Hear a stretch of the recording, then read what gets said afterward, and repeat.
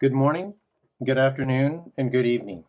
It is my pleasure to welcome you to the first webinar in a series highlighting the work by graduate students working on the behavioral and chemical ecology of forest insects.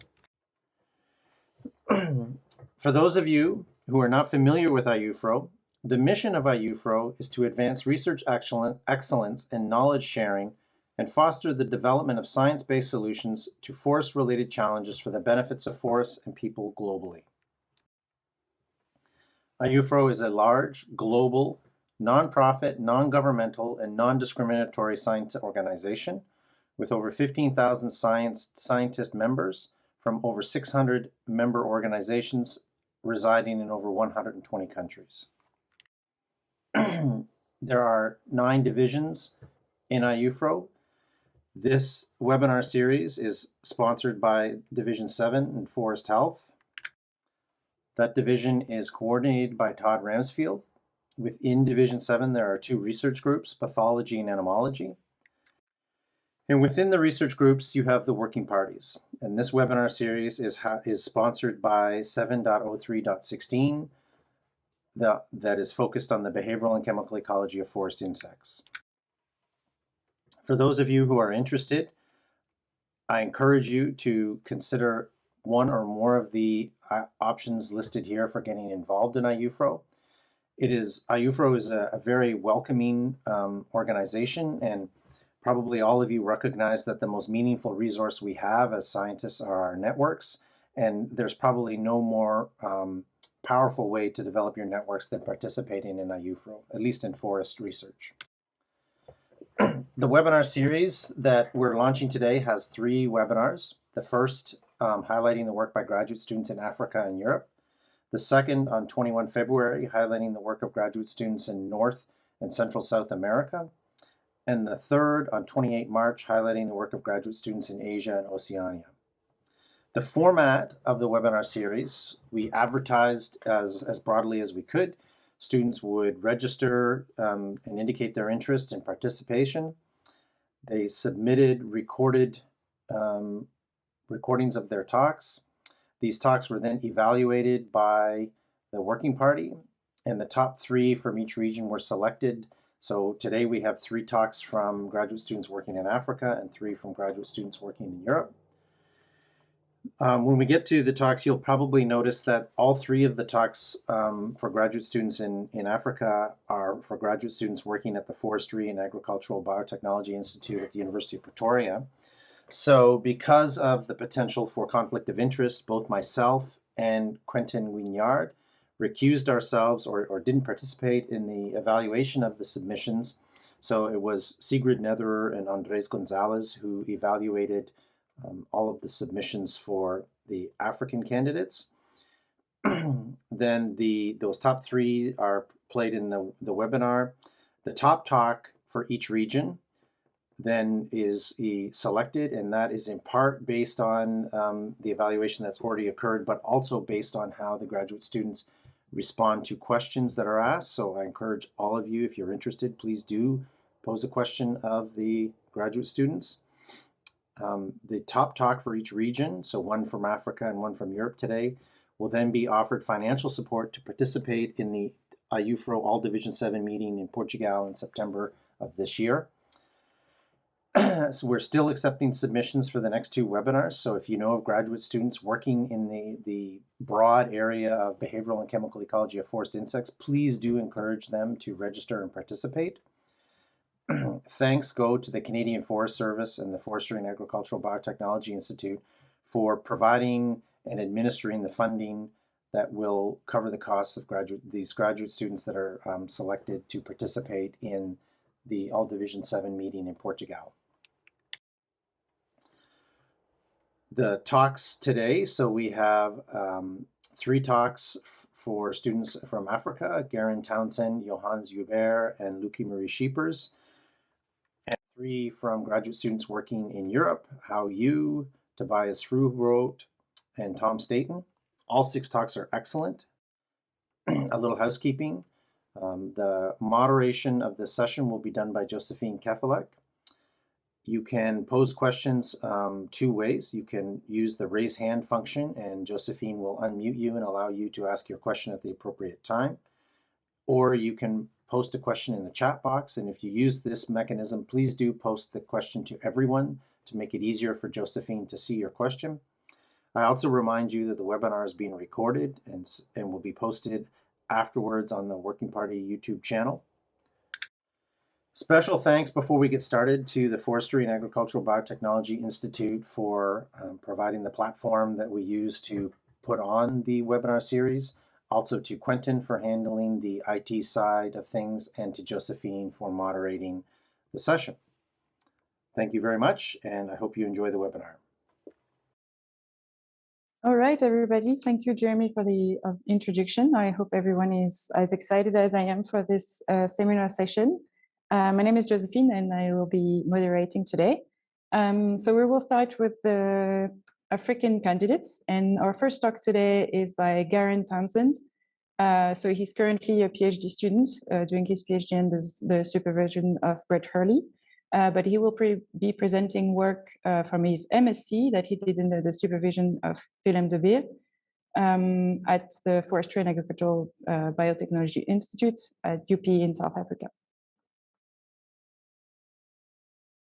Hello everyone, my name is Garyn Townsend, and today I'll be talking to you about my master's work on the initial assessment of the host range of the polyphagous shottle borer in indigenous Afrotemperate forests in South Africa. The polyphagous shottle borer, or Eualacia fornicatus, is an ambrosia beetle native to Southeast Asia. In its native range, it usually attacks dead, dying, or stressed trees, but over the past decade it's become highly invasive in many parts of the world, such as Israel, the United States, South Africa, and more recently in Australia. In its invaded range, this beetle indiscriminately attacks living and otherwise healthy trees, and a study conducted in California in 2013 showed the beetle attacking 207 different tree species in 58 families.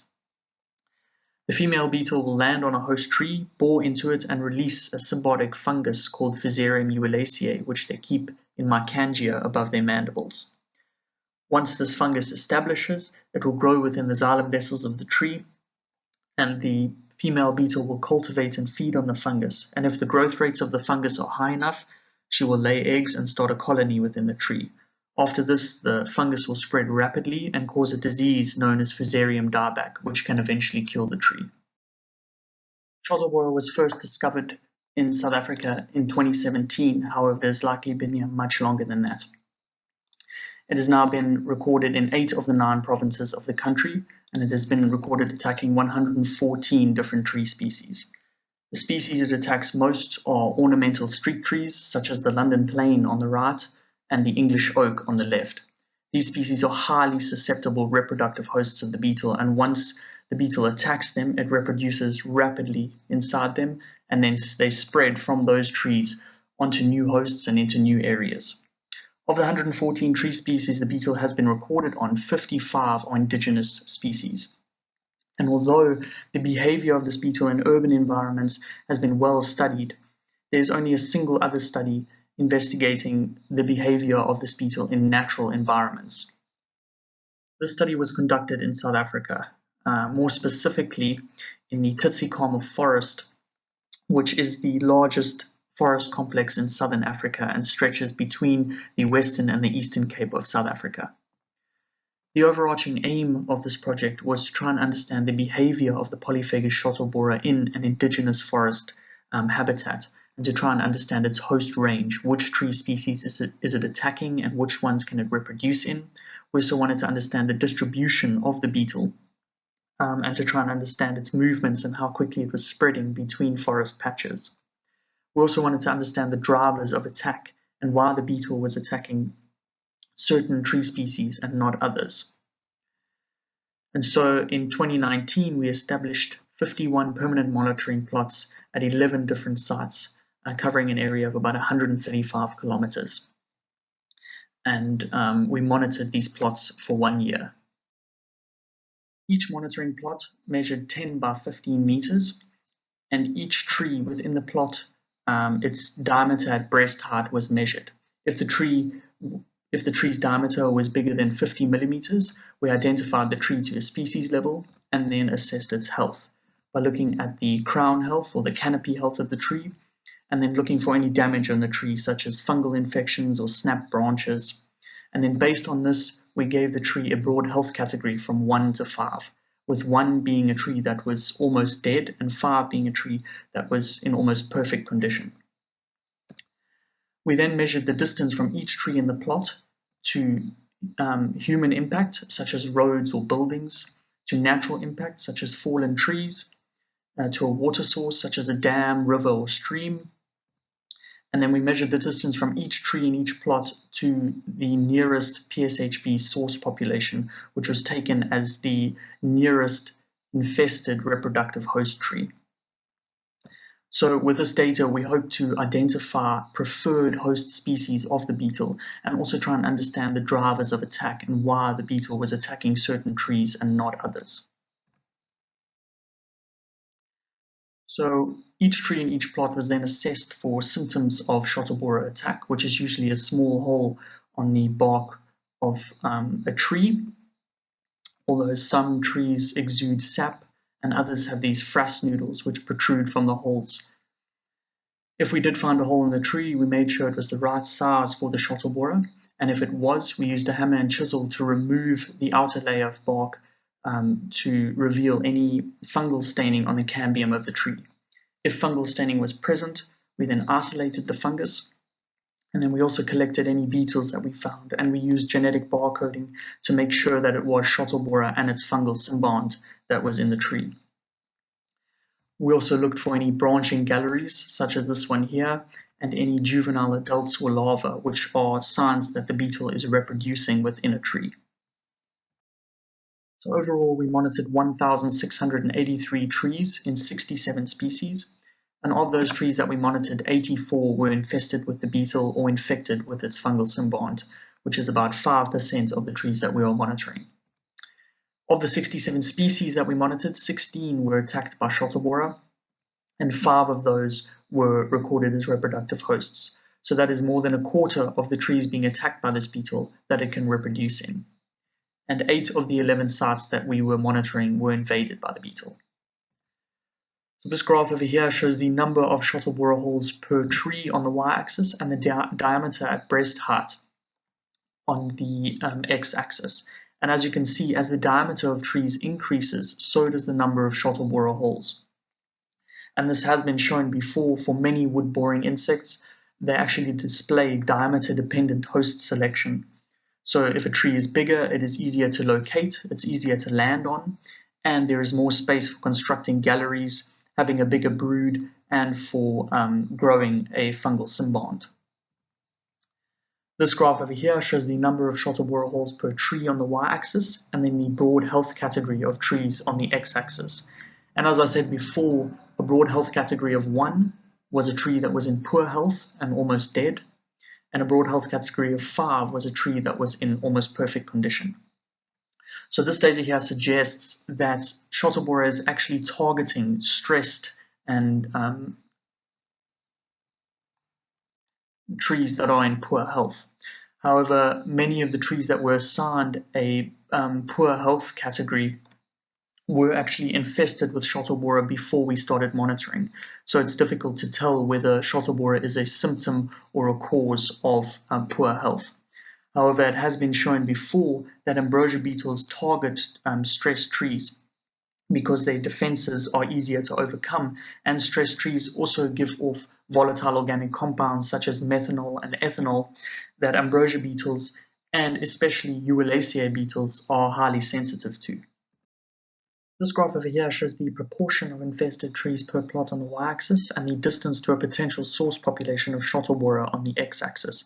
And as you can see, plots further away from a potential source population had a significantly lower proportion of infested trees, while plots closer to a potential source population, such as those close to urban areas where there were a high number of infested reproductive hosts like oaks and London plains, had a much higher proportion of infested trees.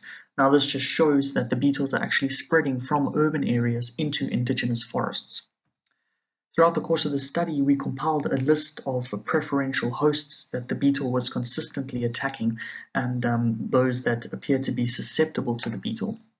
So this graph over here shows the proportion of infested trees per plot on the y-axis and the proportion of host trees on the x-axis. And as you can see, the more host trees there are in a plot, the higher the proportion of infested trees. This graph shows the proportion of infested trees per plot on the y-axis and then the tree species richness on the x-axis. And as you can see, as the tree species richness of a plot increases, the proportion of infested trees in a plot decreases. Now, we don't know exactly why this happens, but it has been recorded before for different ambrosia beetle species in temperate forests in Europe. We also did show a negative relationship between tree species richness and the proportion of host trees in a plot. So as the species richness of a plot increases, the available hosts to the beetle actually decrease. And this could also be attributed to the volatile organic compounds being given off by trees. It has been shown before that non-host volatiles actually deter ambrosia beetles. So as the species richness of a plot increases, so does the concentration of volatile organic compounds that could actually disorientate the beetle and reduce their chances of targeting and landing on a single tree. So these two figures make up a single maximum likelihood tree, showing the relationships between attacked and non-attacked tree species during the course of the study. Red dots indicate species that were reproductive hosts of the beetle. A blue dot indicates a species that the beetle was able to establish in but not reproduce in. And black dots indicate species that were attacked by the beetle, but the beetle wasn't able to establish or reproduce in. As you can see, all the species in the Fabaceae were actually recorded as reproductive hosts of Scholtobora, and a few other species in this family have also been shown to be reproductive hosts of Scholtobora. 3 of the 4 species in the Anacardiaceae were attacked by the beetle, and 2 species in closely related families, one was attacked by Scholtobora and one is actually a reproductive host. And 2 species in the Stilbaceae, one was a reproductive host of Scholtobora and one was attacked.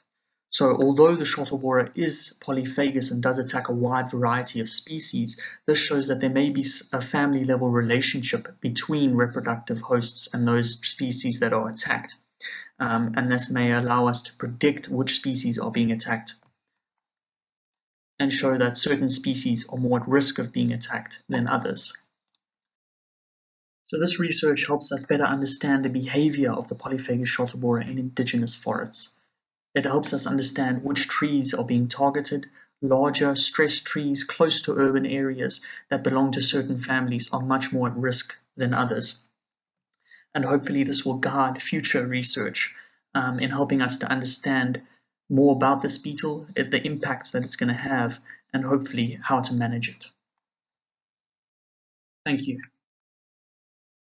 Thank you very much, Garyn, for your presentation. Are you here with us for some questions? I am. Okay. So we don't have questions yet from the chat, but I have a question for you. A question from Sigrid. Did the beetles lay eggs in tree species where they could not successfully reproduce? Not that we saw, but it's quite difficult to see eggs in a tree unless you come into it quite significantly. So if we did see eggs in a tree, we did assume that the beetle was reproducing in it. Okay, thank you. So I have a question for you. Did you notice tree species that were only attacked if the beetles were already in high densities, but maybe were not attacked when the populations were quite small? Yeah, so in areas that were closer to urban areas where there's a high propagule pressure of the beetles, there were certain trees that attacked just once or twice throughout the year, but it didn't appear that the beetle actually established in them. But then there was the same species in plots further away from urban areas, but the propagule pressure is low and they weren't attacked. So yeah, I think that answers you. Yes, thank you.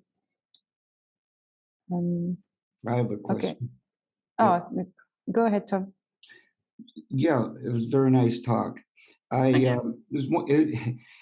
What are the current remediation techniques protect trees. If I had a prize English oak tree in my yard, what can be done? Yeah, I'm not sure there's much to be done to actually stop the beetle from getting into it. I know some people have got deterrents that they hang in trees. I'm not sure exactly what they put in those deterrents, but there's been a few studies that show that green leaf volatiles of non-host trees actually deter the beetle. So if you took the volatiles from non-host trees and maybe made like a deterrent out of that, that could work. But I think if the beetle's in the area and there is a preferential host like an English oak, chances are it will get attacked. I mean, that's at least what we've seen. Okay, thanks. Thank you. I think we have time for one more question. Can I ask how you determine that a tree species is not a reproductive host? What if you just happen to catch it at a time when no eggs were being laid, but at a later date may have seen eggs? Yeah, so I mean, we're carrying on with the monitoring. We've got about 3 or 4 years of data, but yeah, also the density of holes in a tree is a good indication of if a beetle is reproducing. If there's 1 or 2 holes, chances are it's not. But if the trunk is covered in holes and there's a lot of beetle activity, then yeah, chances are it is a reproductive host. Thank you very much, Garyn. So I think we're going to Yeah. move on to the second speaker. So today our second speaker is Johannes Joubert, and he's currently doing his PhD with Prof. Helmut Amerbacher at the University of Pretoria at the Forestry and Agricultural Biotechnology Institute in South Africa. Greetings, my name is Johannes Joubert, and today I'm going to be talking about an absolutely devastating pest of the eucalyptus industry, a beetle known as Gonipterus species number 2, or the eucalyptus snout beetle. Now this pest originates from Australia and Tasmania, and from there it spread to nearly every continent on Earth that plants some form of eucalyptus. And these pests are absolutely devastating, with some studies estimating that under severe outbreak conditions, they can consume so much leaf material that it will reduce the overall growth of trees in plantation by up to 85% over their 10-year growing period, essentially crippling the plantation. Now, fortunately, we do have a biocontrol agent, a small, black, callicid wasp that was discovered in Penola, Australia. And this biocontrol was shipped to many different countries around the world and employed as a biocontrol. But unfortunately, it only really established in countries that had a similar climate to Penola, Australia. And in places like the Iberian Peninsula, it really couldn't establish. But in other places, like my home country of South Africa, the biocontrol was established and was able to reduce the beetle numbers by significant margins. Unfortunately, though, over the last 2 decades, in South Africa, we've seen widespread outbreaks of these beetles and large-scale damage has been recorded. Now, why this happened, we don't know, but it seems that the biocontrol is starting to fail. And this means we need alternative management strategies, or at the very least, something to supplement the biocontrol. And that's where my research comes in. I am very interested in what makes a tree resistant against Gonipterus. Because in nature, we find that Gonipterus is somewhat of a picky eater. It might choose one specific type of eucalyptus and feed on it severely, but then another one might have very mild damage. And I'm very curious as to what causes this, because if we could understand what caused this resistance or susceptibility against these beetles, we could hopefully make trees that are more resistant, that suffer less feeding damage, and will grow better under outbreak conditions.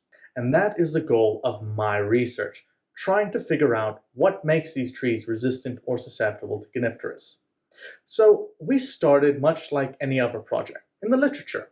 We first wanted to figure out which species were currently considered resistant or susceptible. And when we looked into it, we noticed something peculiar. Certain studies would claim that a specific species was highly resistant, but then another study would come along and say, actually, that species right there, it's a susceptible one. Don't plant it at all. And then a third study comes along and says, wait, it's actually mildly resistant. You can plant it, it's fine. So which study do we trust? we weren't certain. So instead, we decided we'd have to look at this ourselves. So we took these 59 genotypes you can see here, which span a wide variety of different eucalyptus species. And then we conducted a choice feeding bioassay. So we could determine and rank these different species and genotypes based on their relative level of resistance against Gonipterus. And what we found was surprising. For certain species, we confirmed the results of the literature, but for others, we contradicted. And more surprisingly, we contradicted ourselves. So for instance, for Eucalyptus dunnii, we would find one genotype that was very resistant. The beetles would hardly feed on it. But then the next genotype we tested from dunnii might have been highly susceptible, and we saw a full range of different levels of resistance. So it seems like there is a large amount of intraspecific variation going on among species of eucalyptus, and this has a large effect on Gonipterus. And while this will explain these contradictions we see in the literature, it does complicate things, because it means we can't use the species name as a reliable indicator of the level of susceptibility a tree might have. So that means we have to look at something else, the chemistry of the trees. We wanted to then look at chemical markers that could be associated with resistance at a genotype by genotype level, because if we could understand these markers, we could breed stronger trees that suffer less damage. So we began by selecting these 24 genotypes here, and these spanned 3 different species: Eucalyptus dunnii, Eucalyptus grandis europhili, and Eucalyptus nitens. And we selected these specific species because these showed some of the largest intraspecific variation, with each of them having both highly resistant and highly susceptible individuals. So now that we selected our genotypes, we then conducted a large amount of different chemical analyses, using both LCMS, GCMS, and derived GCMS techniques in order to get a good overview of all of the chemicals inside the leaves of these different genotypes. And then we could do this type of analysis here, where we would take a graph with the x-axis being feeding and the y-axis being the concentration of a compound. And then we would look at a specific compound like 1,8-cineol. So for this particular genotype here, we had a low level of feeding, but also a low concentration. And then we get to our next genotype. And in this one, we had a much higher concentration, but also a much higher level of feeding. And when we add the rest of the genotypes we tested, you can see a trend here, with the level of 1,8-cineol increasing with the feeding. So this compound is highly correlated, is most likely associated with the susceptibility of a tree to Gonipterus. But using correlation analysis, we were able to identify these 11 compounds here that were both significant and strongly correlated. But obviously this is not enough. Correlation and causation are very different things. So in order to prove that each of these compounds actually do have a strong effect, we had to do behavioral analysis.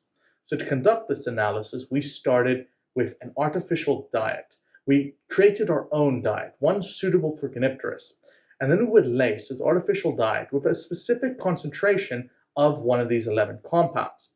And then we would compare the feeding on that artificial diet to another one laced this time with the exact same compound, but this time at a significantly higher or lower concentration, so that we could not only see if these compounds have a behavioral effect, but if this effect is concentration dependent. And from this behavioral analysis, we were able to prove that these 5 compounds here do in fact have a strong behavioral effect on the beetle. And these were 1,8-cineol, sucrose and oxalic acid, which acted as our attractants, and palmitic acid and shikimic acid, which would repel the beetles. So great, we've now found our 5 chemical markers of resistance. But that's not good enough, because all of these experiments were conducted under laboratory conditions. And what works in a lab can't always be carried over to the field, because there are so many more variables and complex scenarios in the field, which could largely overshadow the effects of these 5 compounds. So we wanted to prove that even in the field, these compounds still work. So to do this, we decided to partner up with the Institute for Commercial Forestry Research in South Africa. Now this group had 2 plantations in the Midlands of KwaZulu-Natal, and in these 2 plantations they planted a wide variety of different eucalyptus species and genotypes. And then they measured how much feeding damage Gonipterus caused in these plantations at 8, 11, and 18 months after planting. And they were kind enough to not only share their information with us, but to also let us go into their plantations and harvest leaves from their trees, which we can then bring back to our lab and conduct a similar chemical analysis to determine the concentration of our 5 compounds of interest. And then we could repeat our correlation analysis, but this time instead of comparing the feeding data we obtained from our feeding preference trials, we used the data given to us by the ICFR. And what we noticed was perfect. Here you can see a comparison. On the left is our feeding data obtained from the lab. So each of these bars represents the amount of feeding on the particular disc of the artificial diet for different concentrations of each of our compound. And next to that, you can see a graph. And this graph represents data obtained from the ICFR. And you can see that they match perfectly. And they match perfectly for all of our 5 compounds, proving without a shadow of a doubt that these compounds do in fact have a strong behavioral effect on these beetles, both in the lab and in the field, and that they are reliable chemical markers of resistance. And if we can utilize these properly, we can help optimize our breeding efforts to make very resistant trees that suffer minimal damage. So thank you all so much for listening to my presentation. I hope you did find it enjoyable.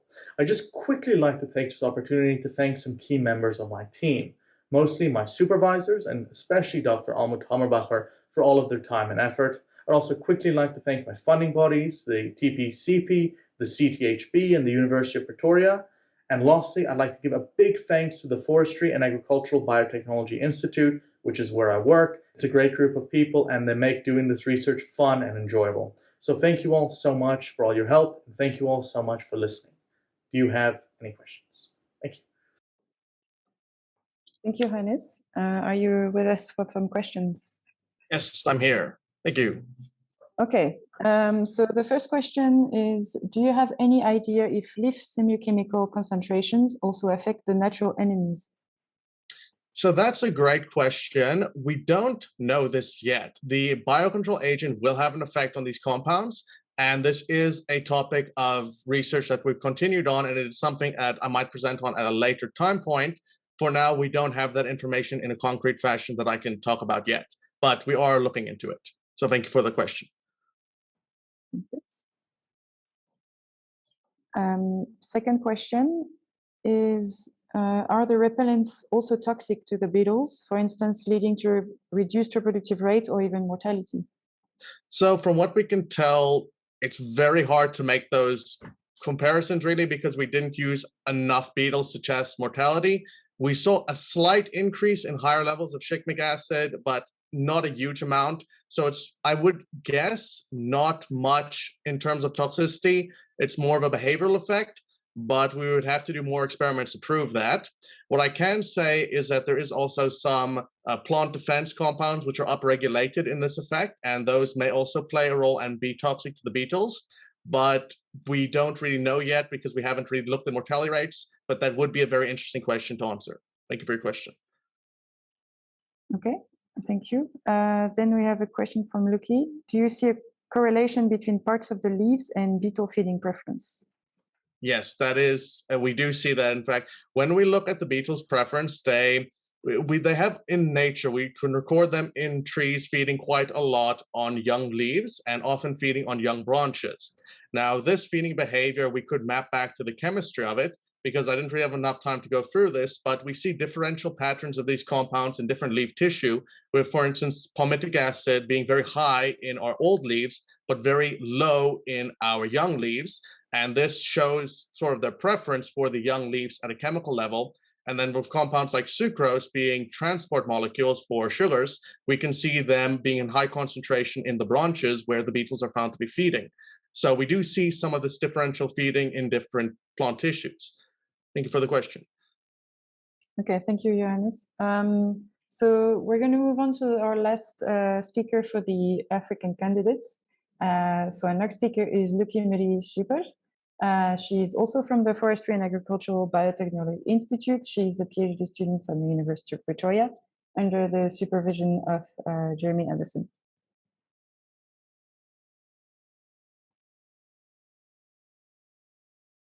Hi there, I am Luki-Marie, and today I will present the pheromone investigations of Nudaurelia clarki, commonly known as the pine emperor moth. The pine emperor moth is an indigenous moth of South Africa in the Saturniidae family and have many original hosts that are also indigenous.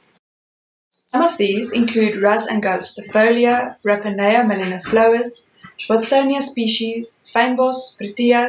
The pine emperor moth has only been classified based on morphology since the first investigations in 1903. Consequently, these moths have many synonyms due to taxonomic uncertainties.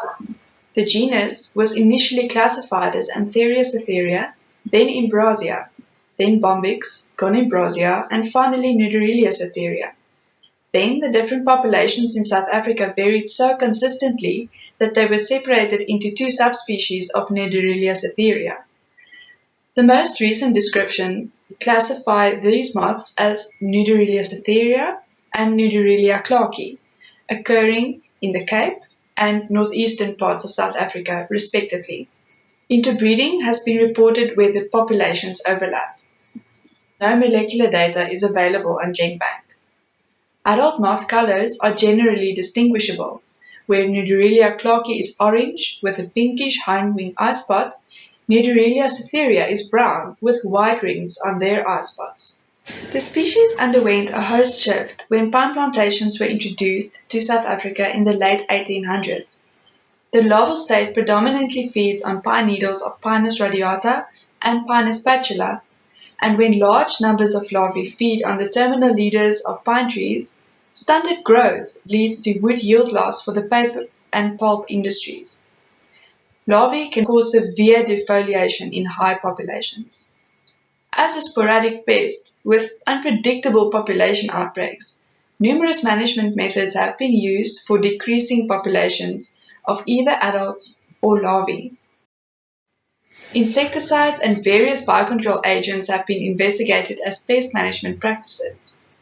Insecticidal sprays are currently the preferred pest control method to reduce the number of larvae that emerge from eggs. Pheromone-based management methods is another mechanism to achieve population control in a targeted approach. The sex pheromone of Nudaurelia atheria was published in 1973, where Henderson and his colleague reportedly extracted 34,000 female ovipositors into solvent and showed the attractiveness to only a few males in the Cape. The traps were never used commercially. Pine emperor outbreaks have occurred again recently in Bulwer, KwaZulu-Natal.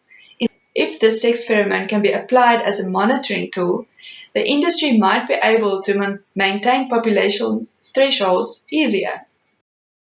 The aim of my study was to determine if the pheromone previously described from Nudaurelia atheria could be isolated from Nudaurelia clarki, and if this pheromone also attracts Nudaurelia clarki in field trials. The aim was broken down into objectives, including sampling in the previously described way, screening all these samples over antennae for olfactory responses, to test the attractiveness of the synthesized pheromone, and determine the behavioral and antennal dose responses from Nudaurelia clarki males. 3 infested sites were identified from Bulwer, Jerseyvale, and Pringle Bay. Some individuals from each region were selected for cytochrome oxidase 1 barcoding for submission to GenBank. Samples were extracted by submerging dissected ovipositors in hexane, and these were screened on 2 column polarities using GCEAD and GCMS. The sample data was compared to data from the synthesized pheromone. The synthesized pheromone was also tested for attractiveness in the field. Before this was possible, we had to design large enough traps to capture and retain moths. We decided to test 2 types of dispensers in one season, and a season is typically in autumn from March to May. Dose responses were also determined behaviorally and electrophysiologically by electroantenographic analyses showed that male antennae were able to perceive 2 chromatographic peaks in ovipositor extracts. After 10 replicates, it was apparent that there was a major response and a minor response occurring at the same retention indexes repeatedly. No FID peaks were observed for responses 1 or 2, even when extracts were combined and concentrated. When the synthesized pheromone was screened with male antennae, 4 responses were seen toward 4 components in the synthesized pheromone mixture, possibly due to synthetic byproducts. The synthesized pheromone, compound D, elicited a larger male antennal response than the other 3 components and had similar mass spectra and retention characteristics on 2 column polarities as the undetected compound 2 from female extracts. The major component of the female extract was thus concluded to be the same as the synthesized pheromone. GCMS results confirmed the identity of peak D to be exactly that of the identified pheromone from Nudaurelia cytherea in 1973. The traps used in the field trials were built using a cylindrical design with PVC pipes and a fiberglass mesh.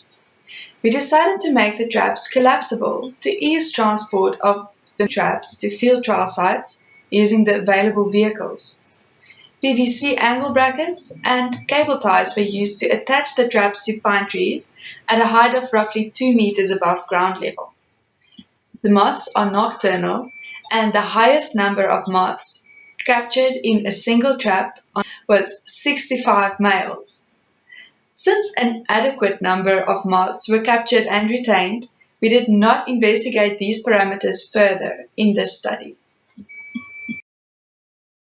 Field trials were performed in KwaZulu-Natal, in the region where the populations of Nudaurelia clarki and cytherea reportedly intersect. 18 traps were placed linearly on the outside edge of a Pinus spatula compartment, with 6 replicates for each treatment. In trial 1, PDMS ring lures loaded with 1 microliter of undiluted pheromone were compared to females and blank traps. The pheromone-baited lures attracted significantly more males than blank traps and calling females. There was a single female out of 6 that called and attracted 28 males to a trap once. A total of 364 males were caught in this trial period. In the second trial, the same traps were used but were re-randomized and assigned different lures to test if there is a difference in the attraction between polydimethylsiloxane, PDMS, and polyisoprene red rubber lures under the same conditions. Both lures captured significantly more moths than blank traps, and despite finding more males attracted to PDMS ring lures, the difference was not significant. 517 males were captured in this trial period. No other organisms except Nudaurelia clarki were caught in these traps, confirming that this synthetic pheromone is a species-specific idea for pine emperor moths. The dose-response field trial was conducted at the same site in a larger compartment, here shown as 3. Traps were 5 meters away from the road where the plot edge was near the roads. Traps were set up 20 meters apart in 8 replicate blocks in 2 transects with 5 treatments per block. Traps were baited with hexane blank PDMS lures or various doses in hexane of 0.01 to 10 nanogram per microliter of pheromone in the hexane. The resultant captures showed no males were captured in doses lower than 1 nanogram per microliter. Small numbers of males were attracted to 1 nanogram per microliter baited traps, but not significantly more than blank traps. Significantly more males were attracted to traps baited with 10 nanogram per microliter pheromone in comparison with blank traps, but not if compared to traps baited with 1 nanogram per pheromone per microliter. The population of moths in this season was scant, since only 74 males were captured through the whole period of 24 days. This is a mere 14% of the number captured in the previous season. This result shows the sporadic nature of the infestation. The electrophysiological data with the same doses, screened on full male antennae, showed a similar trend than the behavioral work. No detectable antennal responses were seen to doses lower than 1 nanogram per microliter. Only slight responsiveness was observed toward 1 nanogram per microliter, and a sharp increase in responses were observed to concentrations of 10 nanogram per microliter. All males scored in all the field trials, and all moths seen in the areas where trapping and collections occurred. The morphology of the pine emperor moths were only similar to Nudaurelia clarki and not Nudaurelia cytherea. In conclusion, we show that the same pheromone component is produced by and attracts Nudaurelia clarki and Nudaurelia cytherea in the field. The same pheromone can be used for pheromone-based management of male pine emperor moths occurring in all regions of South Africa. The first cytochrome oxidase barcoding sequences of Nudaurelia clarki were submitted to GenBank, and there is potentially 2 compounds that are the pheromone of Nudaurelia clarki, but this needs further investigation. Pine emperor moths can be captured species-specifically in infested pine plantations by using the previously described pheromone from Nudaurelia cytherea. Thank you to everyone who played a crucial part in the success of this study. Thank you also to you for taking the time to listen today. Thank you very much, Luki, for the presentation. Are you with us for some questions? Hi, yes, I'm here. Fantastic. Okay, so I have a question for you. So how do you explain that pheromone-loaded traps attracted more males than the females? I believe because we used an undiluted amount of pheromones in the first 2 trials, the large amount of pheromone attracted so many females that one female was not able to compete. Okay, thank you. I think Quentin has his hand up. Do you want to ask a question? Hi, Luki. Very good talk. I wanted to know, we saw on the video that even if you attract a lot of moths, a lot of them stay on the outside of the trap. Do you have any idea on how to improve the design of the trap to make them go inside rather than outside? Yes, sure. We've thought about this a lot because we would want to have the best trapping efficiency that we can. So we haven't done this in the field yet, but perhaps I've thought about using a black bag or some sort of closed material to close the outside edges of the cylinder to just allow for the entry of the moths on the both sides where the cones are. So we can perhaps choose that or a whole other trap design. But yeah, we'll have to test that in the field. Thank you very much, Luki-Marie. So that is it for African candidates. So now we're going to move on to the European candidates. And our first talk from this series is Hao Yu. He's at the University of Eastern Finland doing his PhD under the supervision of James Blend. Hello, everyone. I will present volatile-mediated between plant communication in Scots pine and the effects of elevated ozone. Plants constitutively emit volatiles, but the emissions can increase dramatically in response to herbivores feeding. These herbivore-induced plant volatiles are referred as to HIPVS. HIPVS can defend the plant by repelling herbivores directly or indirectly by attracting their natural enemies.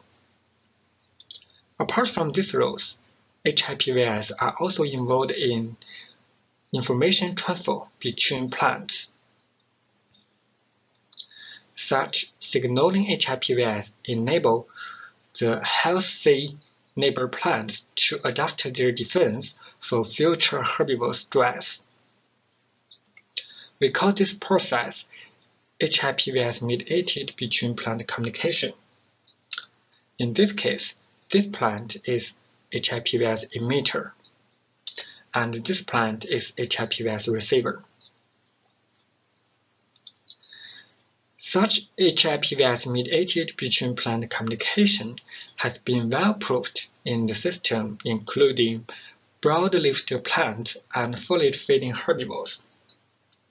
However, studies on conifers and stem-feeding herbivores are absent from the literature.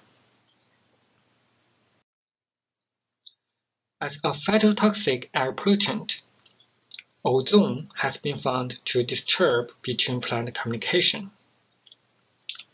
Firstly, ozone can affect emitters' ability to emit HIPVS. Secondly, ozone can degrade signaling HIPVS in the air between emitters and receivers. Thirdly, ozone can affect receivers' ability to detect HIPVS signals. Such ozone effect on between-plant communication has been proved in broad-leafed plants, but leaf conifers as a knowledge gap.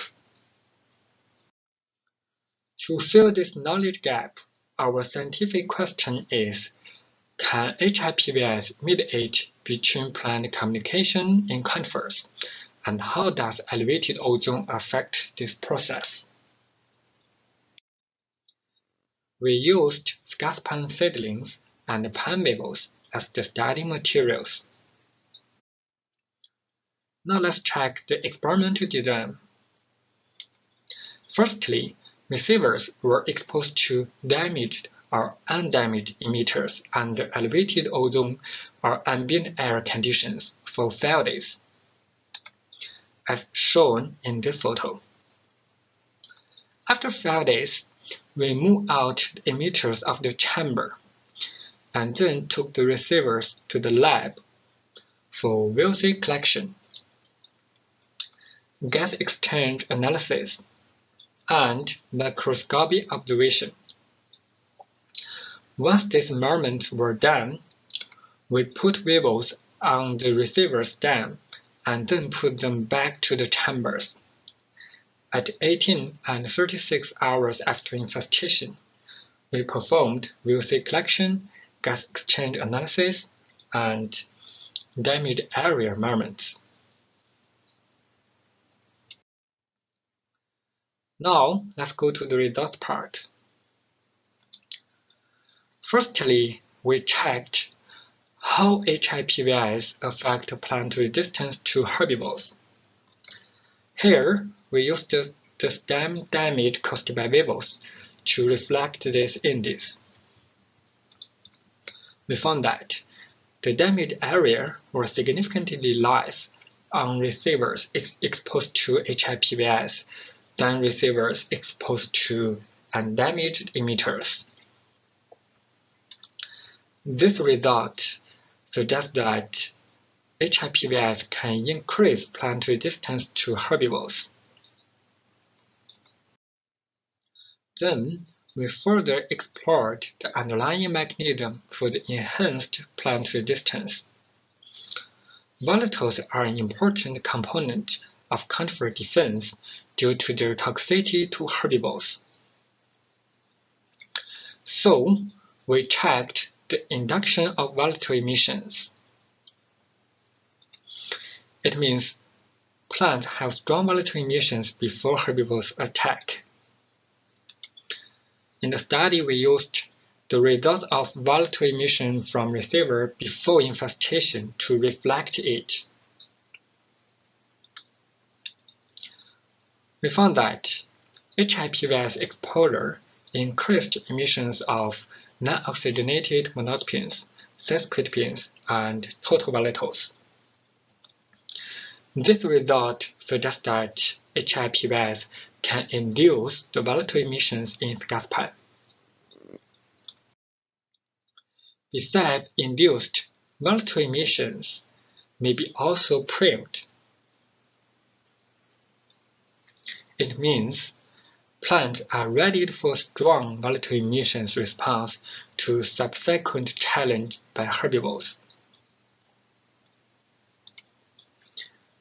Here, we used the damage area-based increases in volatile emissions to figure it out. It is calculated as the volatile emissions after infestation minus emissions before infestation, and then divided by damage area. We found that exposure to HIPVS increased this index for oxygenated monotropin, sesquiterpenes, other compounds, and total volatiles. It suggests that HIPVS can prime plants for enhanced volatile emissions. But the interaction between HIPVS and ozone suggests that ozone suppresses this HIPVS effect. To better understand the underlying mechanism for the enhanced resistance, we investigated two important physiology indices: net photosynthesis rate and stomatoconductance. We found that HIPVS exposure increased photosynthesis in both current year and last year needles. This result suggests that a greater carbon were available for production of defense. Furthermore, stomatoconductance was also increased in response to HIPVS. It suggests that a greater uptake of HIPVS signals by receivers, so the receivers are expected to get more information about their environment, and that can be used to gauge the potential threats. But the interaction between ozone and HIPVS suggests that ozone disrupts the both progress. A physical structure related to the defensive chemistry are resin ducts. They are tube-like structure formed by epithelial cells that produce and exude terpenoids into the lumen. This is the epithelial cell.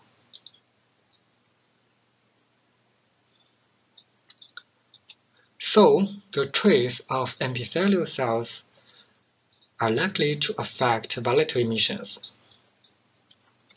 In this study, we measured epithelial cell mean area and second layer epithelial cell number per resin duct. Let's see this picture. This is the first line of epithelial cells, and they are the epithelial cells in the second line. Statistically, we found HIPVS exposure increases ECA and SECN. This response suggests that HIPVS can facilitate greater terpenoid synthesis. However, the interaction between ozone and HIPVS exposure suggests that ozone suppresses the effect on ECA.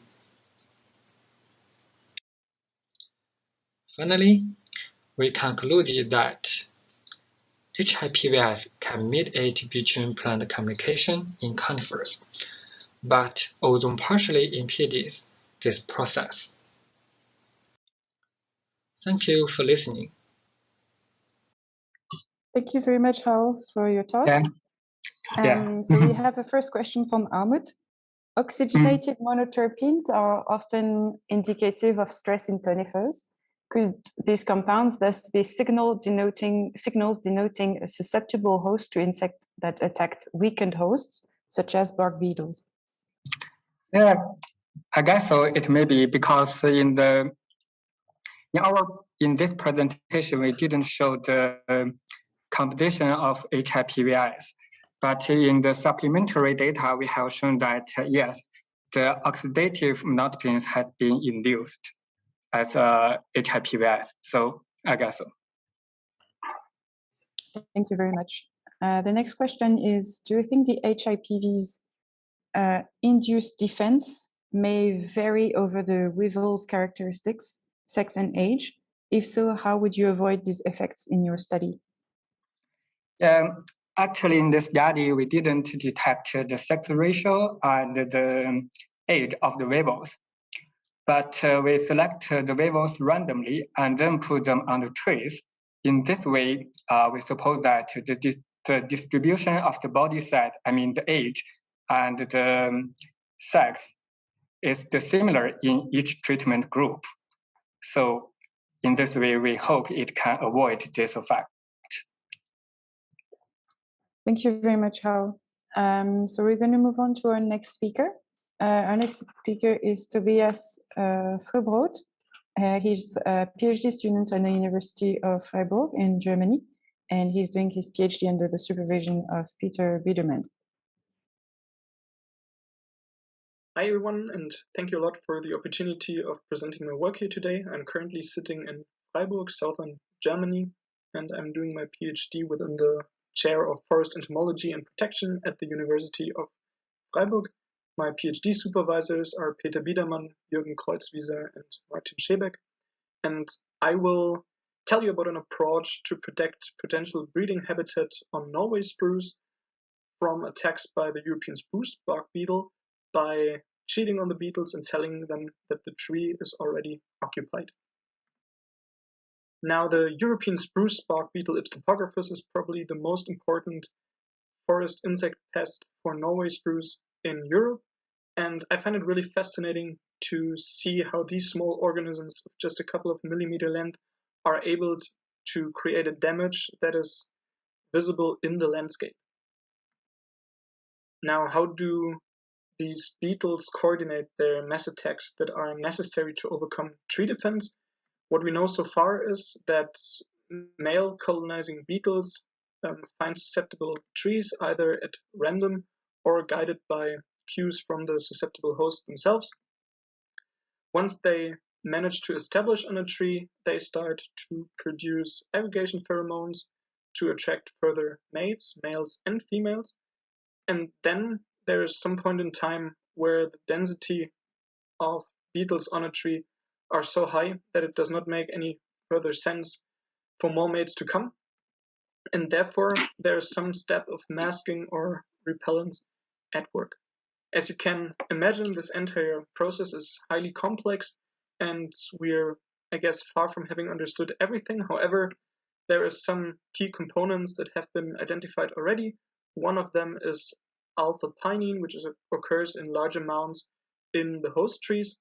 And this alpha-pinene can be oxidized by the beetles or associated microorganisms to cis-verbinol. This is one of the three major components of the aggregation pheromone of the European spruce bark beetle. And in a further step, this cis-verbinol can be oxidized to verbenone, which is held responsible for this masking effect at the end of an attack. Verbenone altogether is nothing really new to science. It has already been shown that verbenone reduced the attraction of Lepidoptera to baited traps, but also to fell stems and standing trees. However, these studies have been of inconsistent success. And this might partly be due to the fact that verbenone is highly sensitive. And there is some hope that technology might improve by the invention of new technology, namely the SPLAT, Specialized Pheromone Lure and Application Technology. If you like, it's just a gray paste that you can apply directly on the tree bole. If the SPLAT is mixed with the active substance verbenone, the formulation is called Splat Verb, and Splat Verb has repeatedly been shown to reduce the risk of mass attacks on pine trees by the mountain pine beetle in the United States. This is how our Verb-IPS project came into life, with the goal to develop a management strategy for the application of Splat Verb for the European spruce bark beetle. the goal is to prevent mass outbreaks following disturbance events like, for example, storms. We do not aim to completely inhibit attacks during epidemic phases. In the following, I will concentrate on one aspect of our project, that is whether Splat Verb is able to protect wind throws from bark beetle infestation, and I will further split that question into two aspects. The first one, does the application of Splat Verb affect the temporal infestation pattern? And secondly, does this altered pattern also lead to a lower infestation risk and density? What we did, therefore, two experiments, one in 2020, one in 2021, always the same idea of having plots, and one half of these plots were treated with Splat Verb, the other half remained untreated control. Each plot contained 4 to 6 trees. In 2020, we were lucky enough to have a natural storm event, so we could just group the stems, as you can see here, that were already lying on the ground. In 2021, we had to pull the tree with machines. It was fairly simple because they tend to have rather shallow roots, and in the end, we had 6 groups. 3 were treated with Splat Verb here, and 3 remained untreated control. What we further did then is we applied 75 grams of Splat Verb per tree, as it is recommended so far, or we did nothing if the plot was untreated control. Then we installed 20 by 20 centimeter sampling windows on all of the trees, and these windows, we checked them weekly for any sign of infestation by the European spruce beetle, but also by the 6th spruce bark beetle. And signs of infestation were either resin flow, boring dust, or boreholes. And at the end of the experiment, that was just briefly before the next generation would have started to swarm from the tree, we collected these windows for further analysis in the lab. Coming to the results, the first aspect I remind you was the temporal development of infestation probability. If we look at the cumulative infestation probability over time in 2020, we do see a clear difference between the two groups, yellow being the treatment group and blue the untreated control.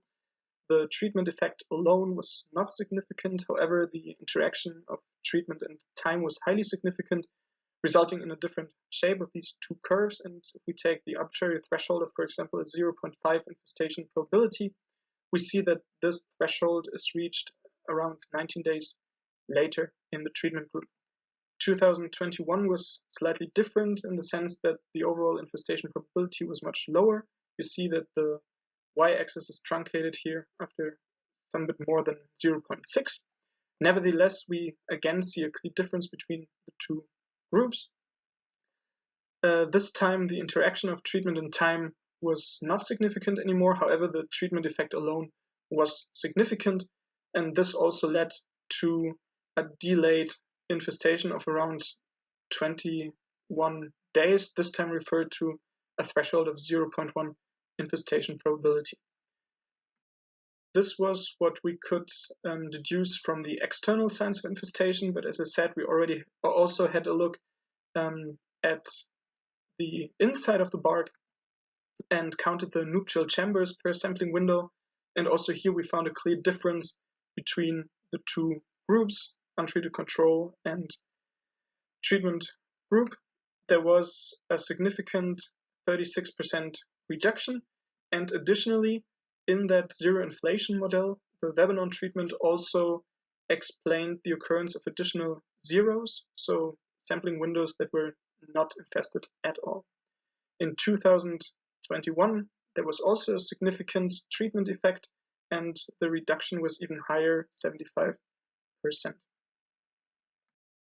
So far, that was all about the response of the males. However, we were also interested in the response of the female beetles, and therefore I calculated the sex ratio.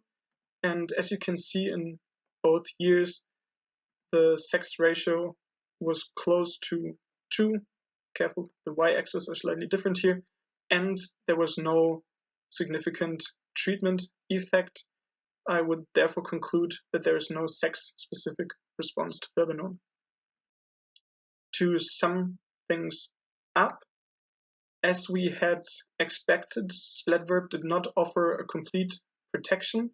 However, even at a very high beetle abundance, so when over 90% of the untreated controls were infested, there was still a significant treatment effect, so a lower risk of infestation, a significantly reduced attack density, and delayed onset of infestation. At intermediate beetle abundances, there was even larger treatment effect.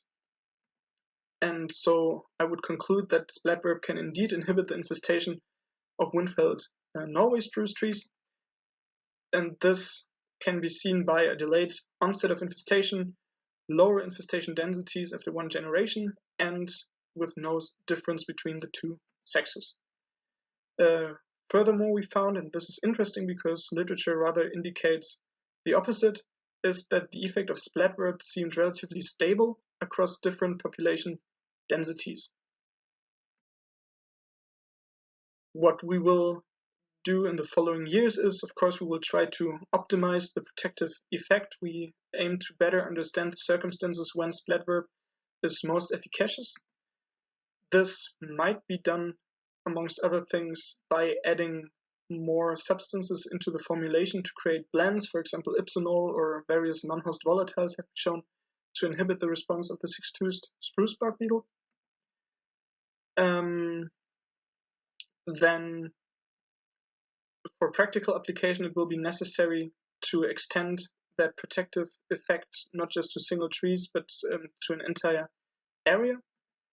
And within my PhD, I also want to investigate further this statement or assumption how verbenone is really a reliable indicator of high population densities, given the fact that there's always a relatively large fraction of beetles ignoring this chemical cue.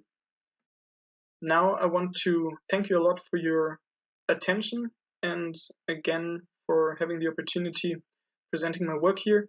I want to thank a couple of people, of course, because it's never possible to do such a project alone. Big thanks to Chris Fettig, who provides us with the Splat Verb and a lot of technical and scientific advice. Thanks to Horst Delp, who brought this project to Europe, and together with Tim Butzlaff, who are the project leaders of BERB-IPS. Then thanks to Bagua Du, who's in charge of the chemical analysis in our project. Thanks to Helge Löcken, who is my fellow PhD student. And finally, thanks a lot to numerous student assistants, without whom it would never be possible to handle such a really labor-intensive project. So I'm very curious and excited for your questions and comments. Thank you a lot.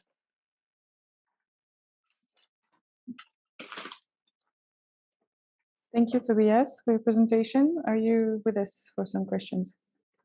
I am. Okay, so the first question is, if the Splat Verb is applied to a single spot on the stem, do beetles attack the tree from some distance from the point of application?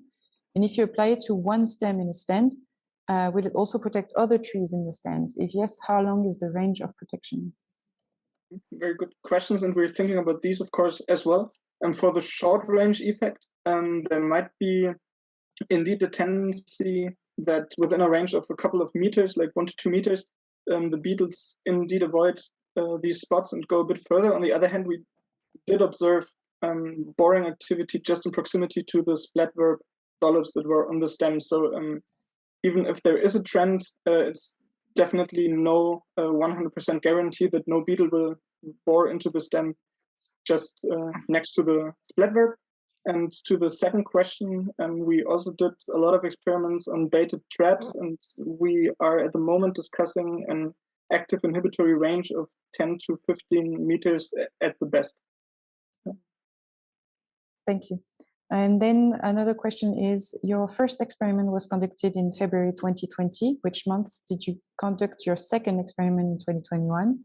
And can season affect the protection effect?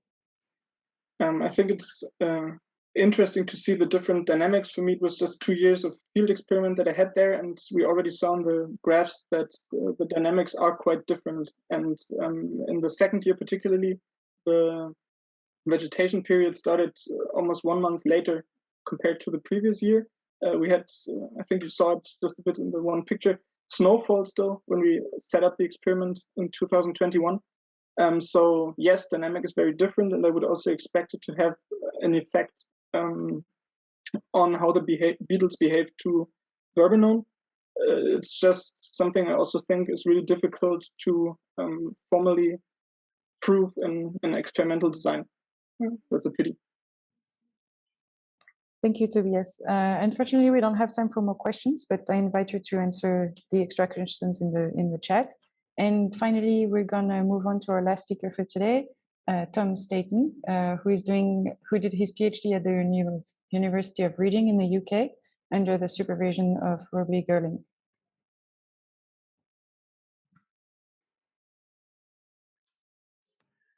Welcome to this talk on the potential for trait-based analyses in forest entomology. My name is Tom Staton. I've recently completed a PhD at the University of Reading in the UK.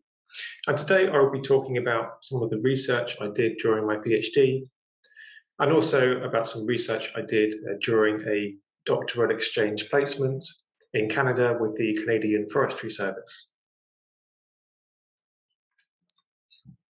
So what are traits and why are they interesting to study?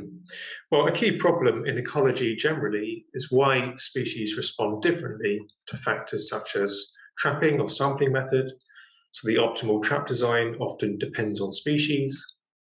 Also, habitat management can affect different species in different ways. And landscape context, again, can have differing effects depending on species. And this is where the study of traits can become really helpful, because traits can help us to explain these differences, understand the mechanistic underpinning of these different responses, and to make predictions of how these factors will affect species. And traits are just ecological characteristics of species or an individual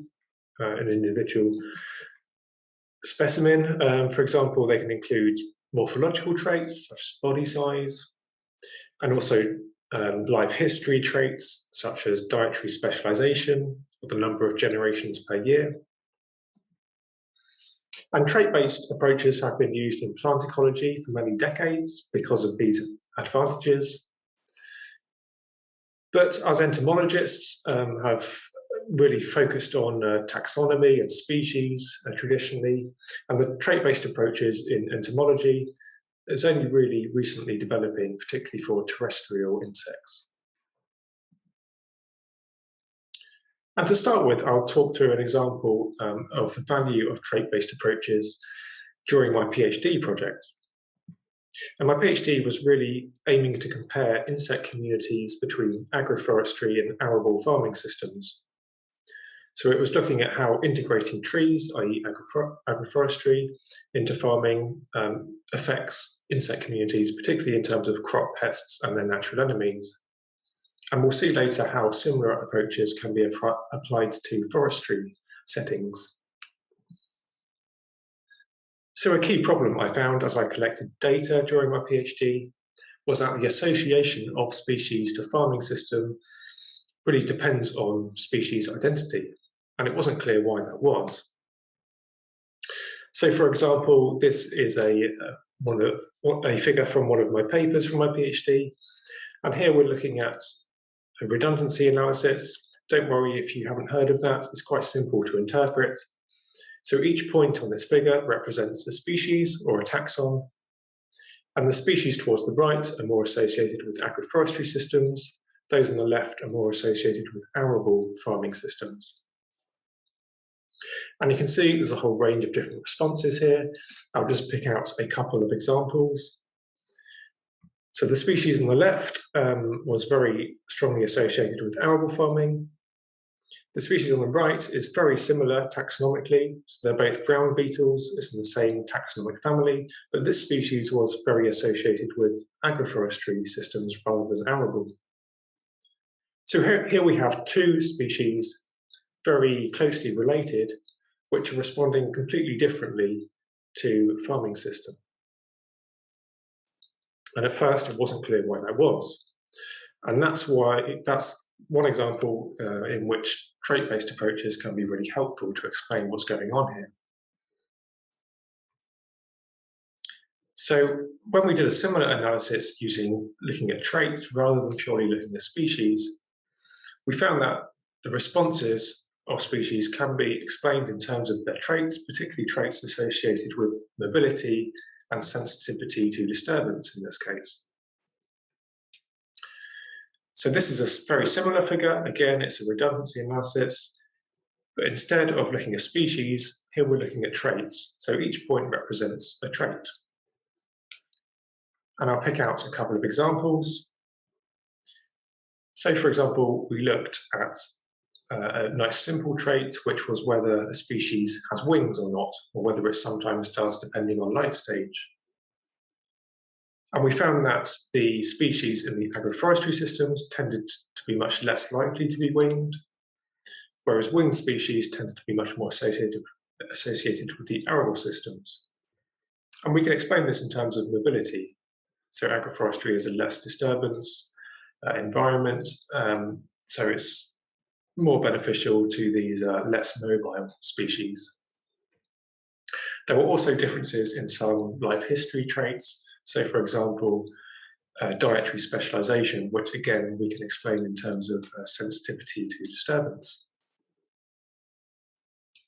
So what does all this mean for forest entomology, and how can we apply similar approaches to forestry? Well, towards the end of my PhD, I had the opportunity to apply for a placement in Canada. So we hooked up with the Canadian Forestry Service, and quite quickly we realized a key challenge in forest entomology is that the optimal trap type for forest beetle pests depends on the target taxon. And for example, this is a figure taken from a meta-analysis. And this meta-analysis aimed to evaluate how differences in trap design affect beetle captures. And this is really critical for the early detection of beetle pest outbreaks. And in this figure, we're looking at a comparison between two different trap types, funnel traps on the left versus panel traps on the right. And you can see there's a huge amount of variation here in effect sizes.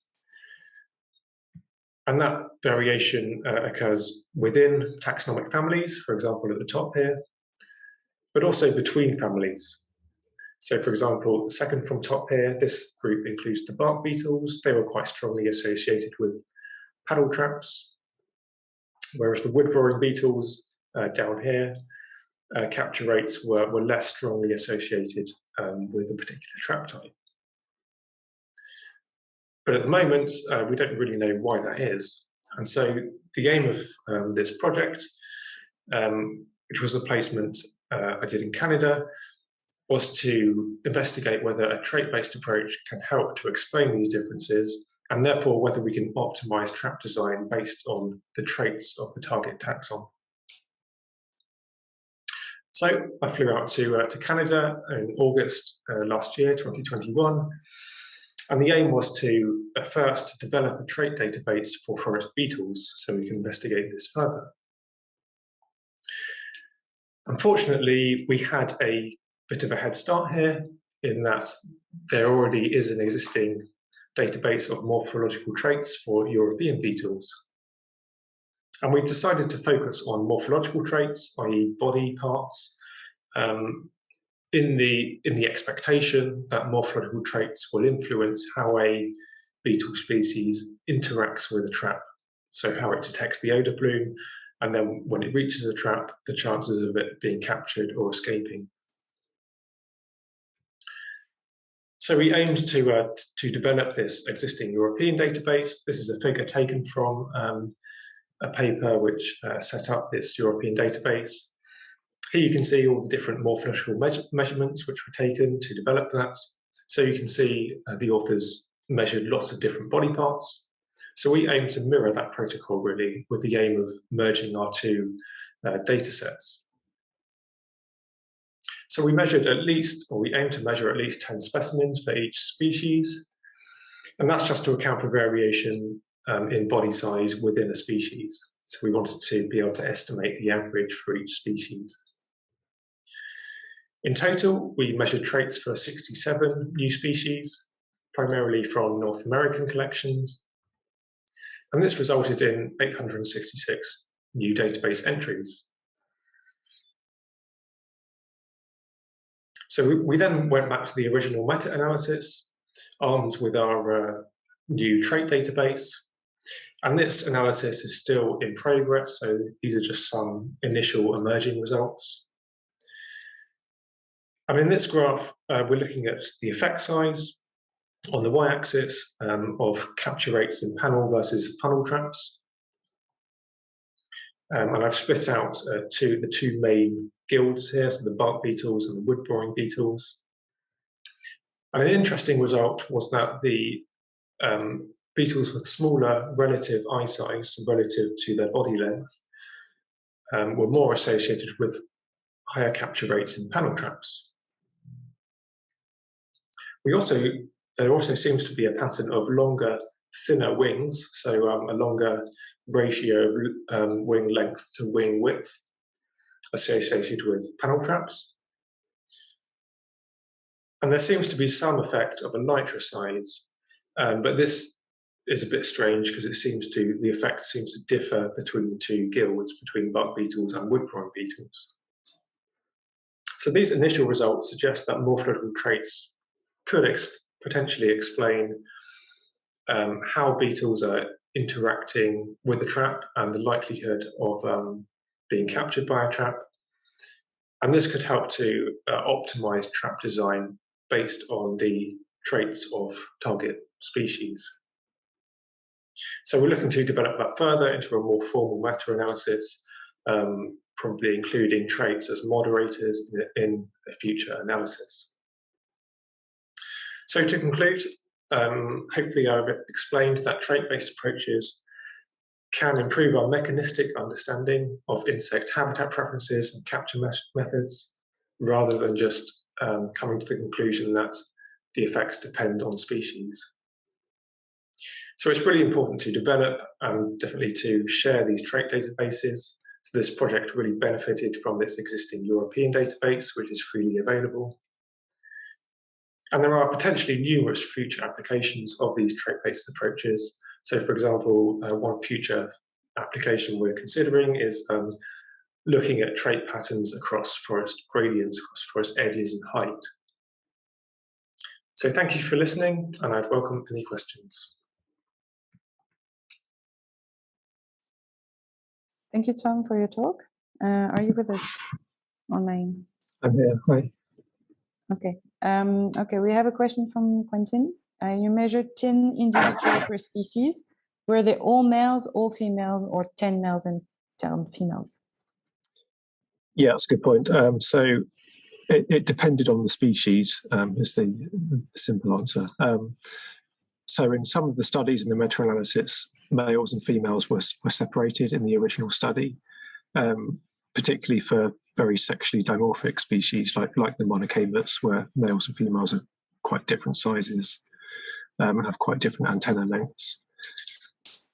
So in those cases, we did separate out species. So we did 10 males and 10 females for each species.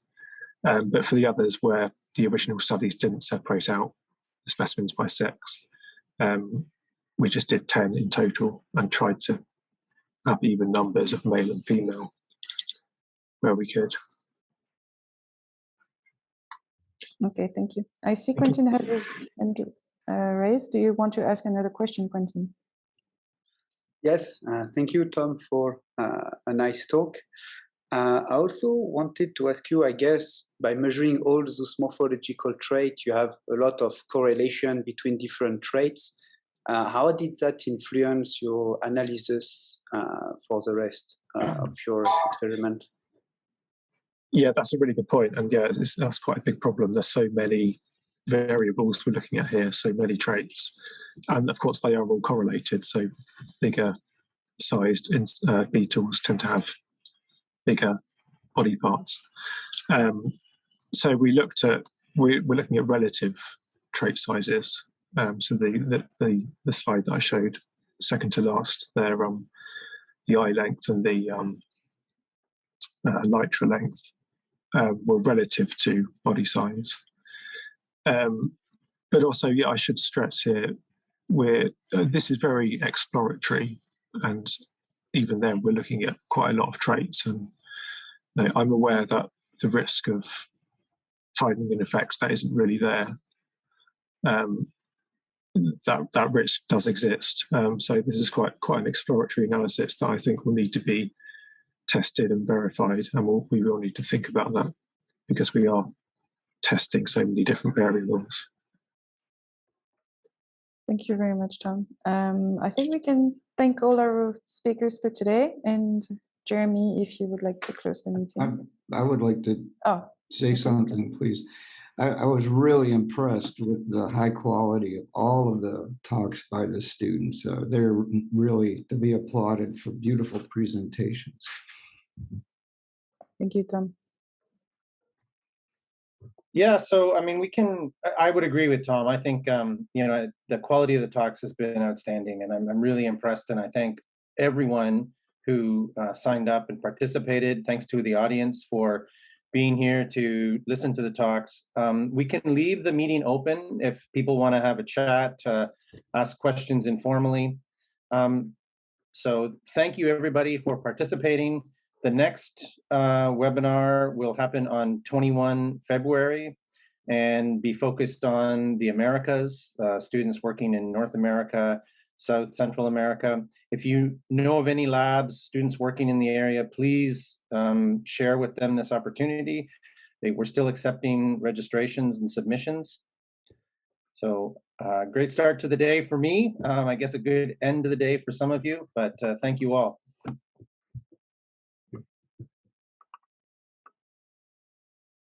So, Tom, I have a question for you while people are signing off. With the eye analyses, do you have a feel yet? Is there available data to try to parse out daily activity patterns for those species? So, the size of the eyes, is that what you... Well, where some species are interacting differently with different trap designs, and it seems that the eye size influences which trap design is going to be preferred. Do you have a feel for, can you add in, nocturnal versus day active species? I mean, I think it's interesting there is that correlation. It seems to me there's a lot more involved with just eye size. It's you have to kind of know the ability of the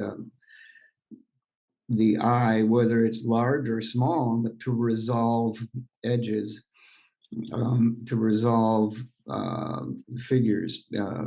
And so, it's the visual resolution. And of course, at night, the resolution is going to be much poorer, because if they're dark adapted eyes, then there's the resolution is diminished.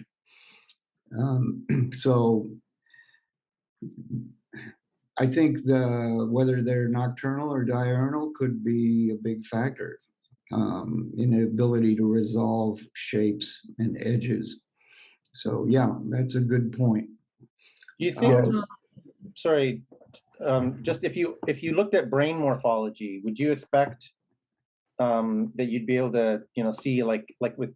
I mean, I don't think much has been done, but I think the EAB, the emerald ash borer, has like this great big optic lobe, and it seems that vision is really important for it. And I'm wondering if you have predictions there for that. Yeah, well, it's a day-flying insect. We know that from our work that they're highly visual and able to land directly on a female or a visual mimic of a female. And so they're and then there's all of the sparkling, let's just call it sparkling from the elytra, all of these strands of high intensity light that probably provide motion stimulation as the male is flying over the female. So yeah, in that animal, the behavior shows that they are really highly able to locate small targets.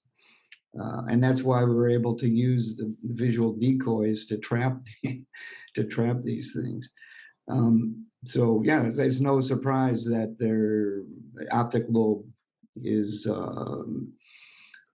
so large to be able to integrate all this information and provide the ability of the male to maneuver and just drop down onto that target. Or we've had videos where they come in even from the side and land right on the visual decoy. So yeah, that's a good area to explore. But you have to be young enough to start doing it. Right? Yeah, it would be interesting. Yeah, but I think the nocturnal diurnal difference should be quite a simple one to test. I thought.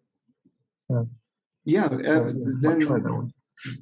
Yeah, it's still, it comes down to behavioral observations. How good are they? The size of the optic lobe might be correlated with the ability to resolve edges and such. But to prove that it is, then you really need some behavior to back it up. How accurate are these animals, whether they're at night or in the daytime? I had a question for the Saturniidae moth talk person. I don't know if she's still there. The pheromone. Hi, yes, I'm here. Yeah, hi. That was really good. Of course, I'm interested in pheromones, and Saturniidae moths are just beautiful. It must have been great fun to work with these moths. They're so beautiful and big. And the volume trap that you used, yeah, it was by necessity, of course. But what do you think? You seem to mention that there's interbreeding, or let's call it that.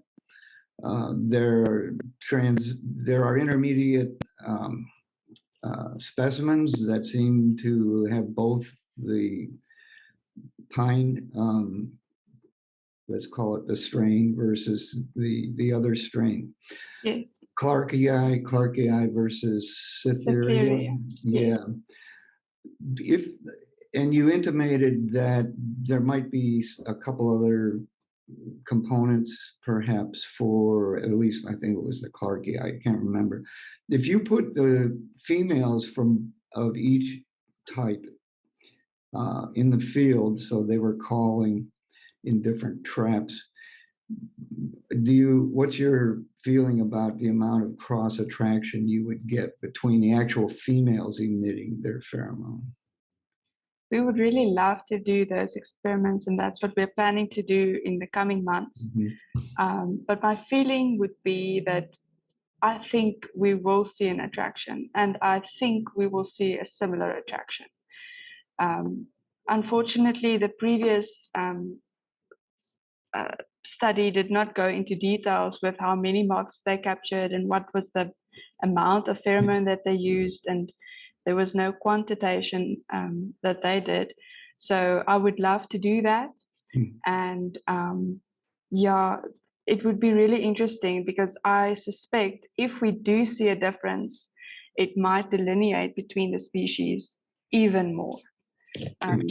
That will be quite an interesting find.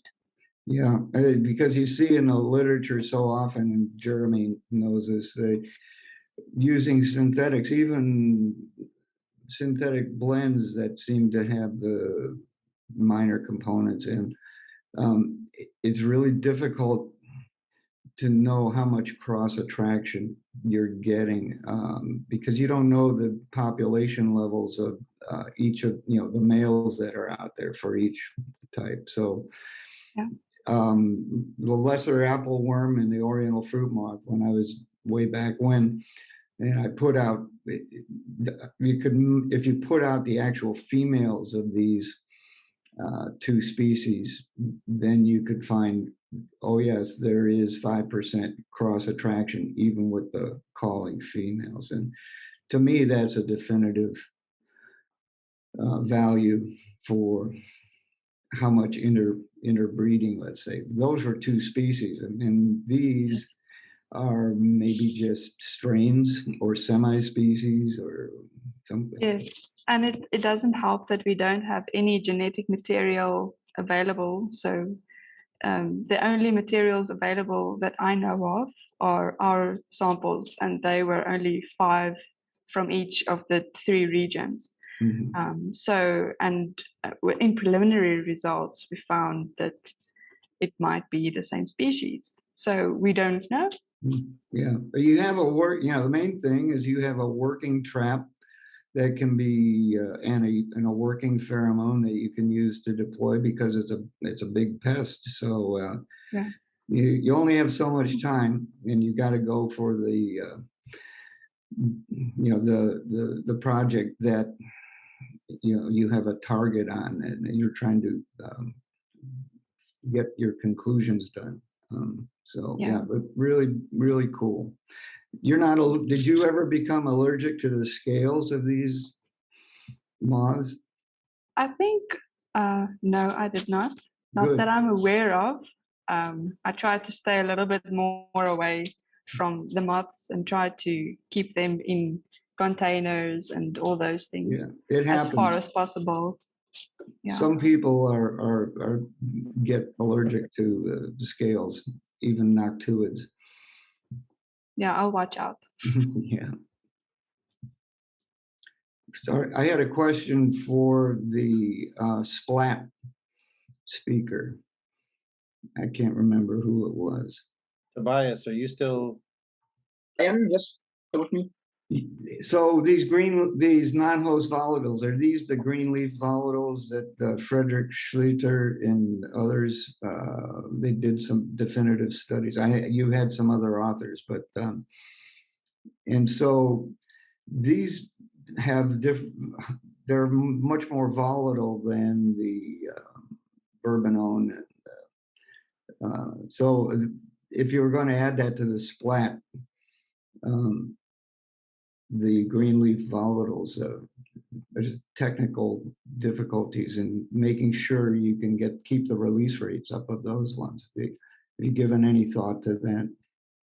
We're not yet so far. I mean, I know that there are studies also done in Europe on combining verbenone and these green leaf volatiles, and it's typically stated that it will increase the efficiency of the blend in terms of being repellent or anti-attractant. But we have just started to, that would be one thing to do in this season. But actually this project so far was just focusing on the Splat Verb itself. Yeah. And ecologically, it's something also I find rather curious, that if verbenone is indeed an indicator of overpopulation on a tree, or overcrowding on a tree, then why the additional information of having non-hosts in the same area should somehow improve that signal, sort of, because I would assume that verbenone itself should be efficient enough. So that's one of the questions I still have on my mind. And yeah, for our project, I think it's something we have to try out. And in terms of the precise dispenser technology and release rates, we're not so far yet. If you have any recommendation, my recommendation, if you have something that works pretty good, and keep it simple, because the cost of the formulation just goes up. I mean, the more things you have to add to it, and you want it to be able to be used by the foresters, and so it has to be economically, viable. So it's the thing you have seems to work okay. So yeah. And even still, Verbenone is relatively expensive, by the way, already. If we had cheaper possibilities, I think it would also be nice. Yeah, that's always good. Yeah. Tobias, I wanted to ask you a question too about this Splat Verbenone. So I've never seen something like that in the field, and I was wondering, do you put one dot in one tree every 3 trees, or do you put plenty dot every time you see a hole? And also, I wanted to know how long does it release pheromone in the field for? Did you ever look at that? It looks quite stable, and this is always trial and error. I mean, you can't. There's no books written on this thing, on any of these things. And if Splat's been used for mating disruption, and it's just trial and error. How do you distribute it, and how many point sources per hectare? And these matrices like Splat, or any matrix like pouches, dispensers, which we've worked with for moths, depends on the pheromone and how it migrates through the matrix and how long it can last. But can you keep it at a behaviorally good level for weeks and weeks? And these things, this is a whole area of semiochemical usefulness that is, along with trapping.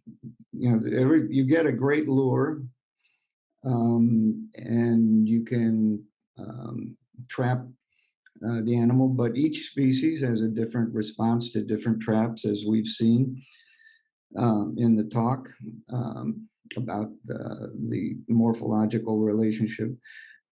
But the dispenser technology, release matrix technology, is worked out first by researchers to give an idea of what goes on, but the industry, it behooves them to optimize it through trial and error. They get researchers from government agencies, et cetera, to try trapping experiments and other experiments. Sorry, it's a rambling answer, but it's all trial and error, and then the industry decides how they can be competitive in producing the thing. And the syntheses, same thing. You want a cheaper synthesis of Verbenone or some such compound, it's up to them to develop that. So Tobias, have you tried different application densities, and how long does it seem to work for you in the field?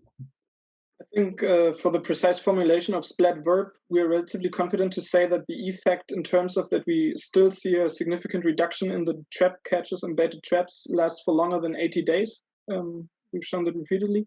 And also on the wind throw experiments that I've shown, we had at least 40 days of an effect still visible. So there was no point when the treatment groups would catch up and density would extremely increase only there and not at the control plots anymore. Even though the last year we decided to reapply the Splat Verb after 40 days because we were not yet sure about the effective time span, but I think we could have dared to just leave it with one application during the entire course of the experiment. So time-wise, it seems to be effective in practical terms for a complete season in order to manage the European spruce bark beetle.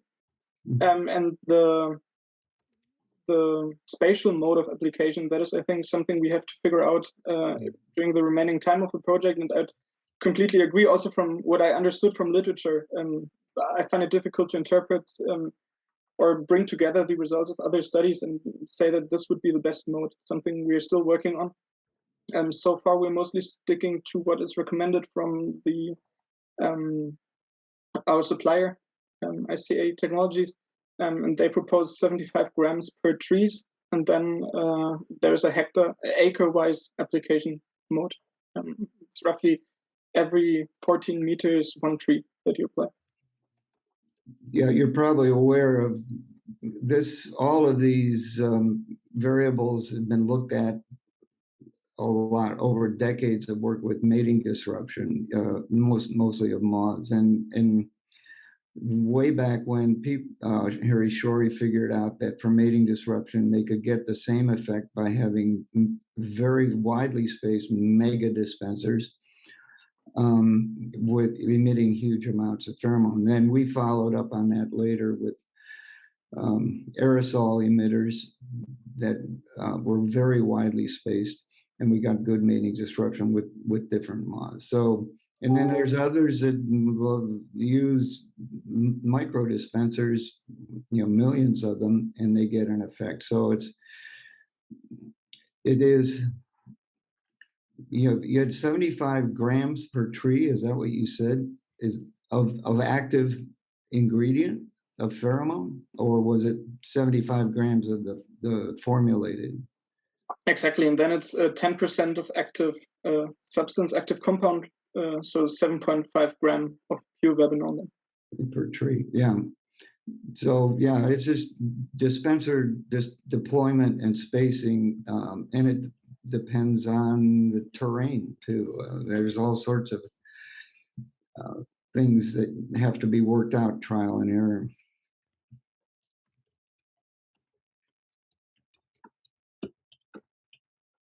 And in agricultural systems, growers work that out themselves. They say, okay, the company said I need 15 grams per acre of pink bollworm pheromone, and they said that's too expensive. So they try, okay, we'll cut it in half, and they see if it still works, and then they'll cut it again because they want to save the grower wants to be economical, and they just, so when you get it in the hands of the practitioners, and they'll find out what's optimal. So Tom, I hope that you're able to attend all the webinars. You make a very lively question and answer. It's really appreciated. Well, I hope to also. I have to look at the time for, I'm not sure about the Asian group that's coming up, but that's going to be a late one. But I don't have anything else to do, so I'm retired now, so maybe I can. But this is so much fun because to hear these students and to see the quality of the work and the lines of inquiry, it's really heartening for me. And then if I have something to chime in with, okay, that's cool. But well, so I'm gonna step off. Quentin, I don't know if anyone else wants to stay and chat. Are you able to keep the line open, or should we end it? Has everybody had enough?